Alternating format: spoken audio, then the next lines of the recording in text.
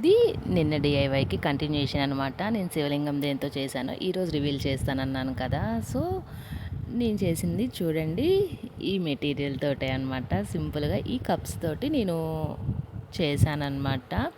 అంటారు కదా శివుడు నీటిలో ఉంటాడు, మట్టిలో ఉంటాడు, ఎక్కడైనా ఉంటాడు అనేసి. దానికి నిదర్శనమే ఇదనమాట.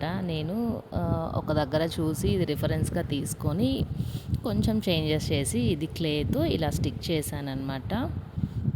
నేనైతే అసలు అనుకోలేదనమాట ఇది చేయాలి అని. అలా ఫాస్టింగ్ ఉన్న రోజు అలా అది కనిపించడం, నేను ఇట్లా చేయడం అన్నీ ఒక మిరాకిల్ లాగా జరిగిందనమాట. నాకైతే ఎంతో హ్యాపీ అనిపించింది. ఇలా ఫాస్టింగ్ ఉన్న డే ఇలా ఒకటి నాకు డిఐవై చేయాలి అనిపించడం కూడా సడన్‌గా మెటీరియల్ అంతా దొరకడం కూడా అంతా సడన్‌గా జరిగిందనమాట. నాకైతే భలే నచ్చింది శివలింగం.